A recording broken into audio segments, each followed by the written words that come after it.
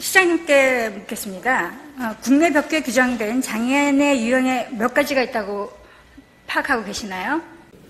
또 한 번 묻겠습니다.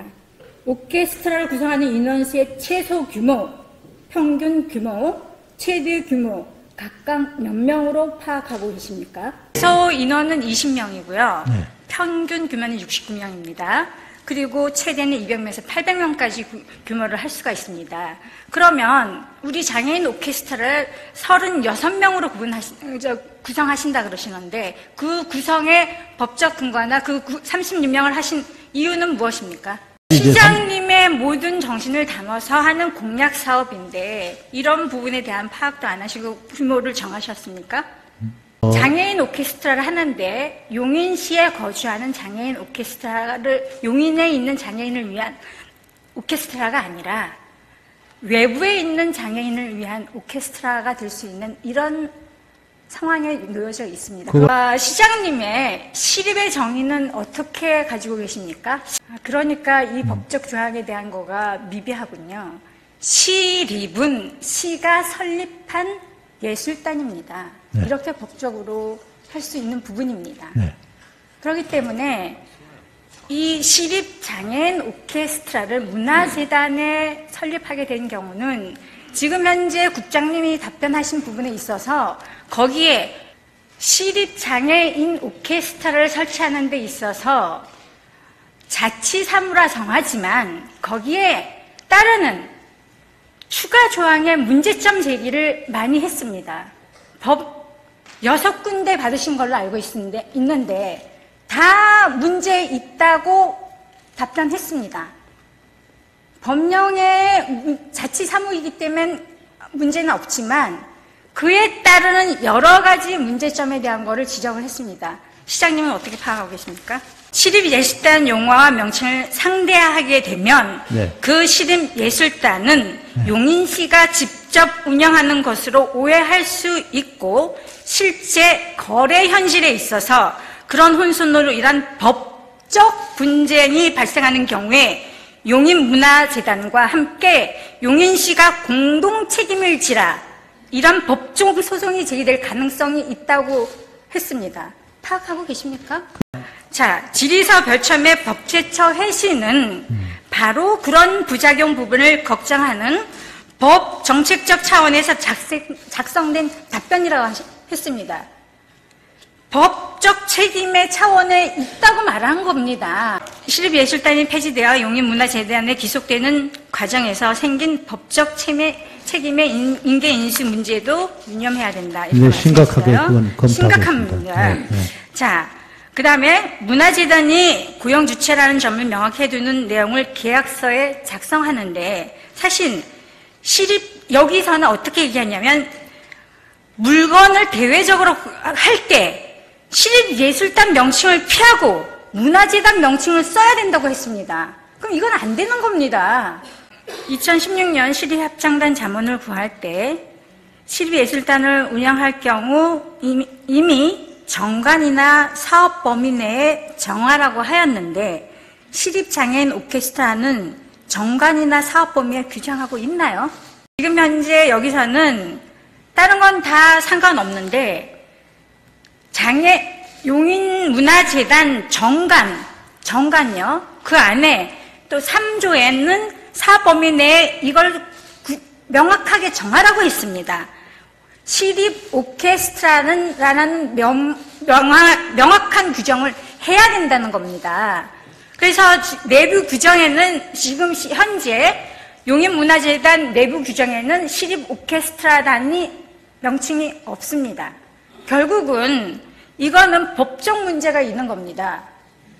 시립 오케스트라라고 지금 시립 장애인 오케스트라라는 명확한 내부 규정이 없기 때문에 위법한 겁니다. 원천무효라는 사실입니다. 시립 합창단 설치를 할 때 법제처의 자문을 구할 때 답은 2016년 용인시 문화재단의 설립 및 운영에 관한 조례 4조 2호 시립예술단 운영관리사업에 관한 규정을 근거한다고 하지만 용인문화재단은 민법 제32조에 따라 용인시가 출연하여 설립한 재단 법인으로서 지방 출자 출연법의 적용을 받는 용인시의 출자 출연 기간이므로 정관의 사업 범위 및 내용을 정한다면 지방 출자 출연법 제4조 3항 2호에 대해서 설치 운영을 정하는 것이 가능하다고 했습니다. 하지만 지금 현재 정관에도 사업 범위 내의 내용도 명확하게 정하지 않고 있는 상황입니다. 그러므로 용인문화재단 재단법인으로서 재단법인 사업은 그 정관의 규정에 명시되어 있어야지만 가능한 것입니다. 보훈위원이 확인한 결과 용인문화재단의 예술단 관리 규정에는 시립합창단, 청소년 오케스트라, 용인소년소년 합창단만 명시되어 있습니다. 당연히 시립장애인 오케스트라는 명시되지 않고 있기 때문에 위법이라는 사실입니다.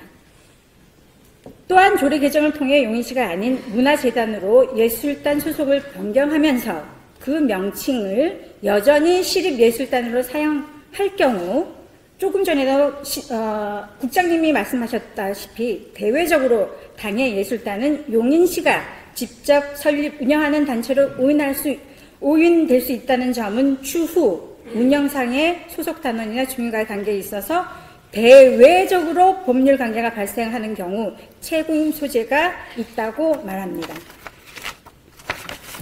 그리고 본 의원은 의회에서 법률 자문을 구하였는데 이런 답을 들었습니다. 용인문화재단이 용인시의 조례로 설립된 재단이므로 조례를 개정하여 이 재단의 사업 범위를 개정하는 것은 가능할 것입니다. 다만 시립예술단 설치를 재단에서 하도록 규정하는 것은 문제가 있습니다. 왜냐하면 시립은 용인시의 예술단이므로 용인시 조례로 설치해야 하는 것입니다. 이 경우 시립예술단이 아니라 예술단 설치 및 운용을 가능할 것으로 보입니다. 왜냐하면 이는 시립과는 관련이 없는 재단 차원에서 예술단을 설립하여 운영하는 것이며 이 예술단은 용인시 예술단이 아니기 때문입니다. 자, 근데 시장님 왜 굳이 시립을 쓰려고 하십니까? 그대로 사용하면서 용인시의 행정을 실시시키라고 하시는 것입니까? 도대체 이해가 가지 않습니다. 본 의원은 용인문화재단의 시립예술단 설치 규정에 관한 끊임없이 문제 제기를 하였습니다. 용인시와 용인시 문화재단은 별개의 법인격입니다. 같은 몸통이 아니라는 것입니다. 즉 법적 지위와 책임이 문제에 있어 엄연히 다르다는 것입니다. 시립 명칭 자체를 사용하는 것이 자치사무에 해당하며 법령에는 위반되지 않다고 하더라도 굳이 시립이라는 용어를 써가면서까지 운영상에 일어날 수 있는 문제점을 감수하겠다는 것인지 본 의원은 이해가 가지 않는데 시민들은 납득할 수 있겠습니까? 조례는 의원도 공무원도 아닌 일반 시민들의 입장에서 또한 그들의 눈높이에서 바라봐야 할 것입니다.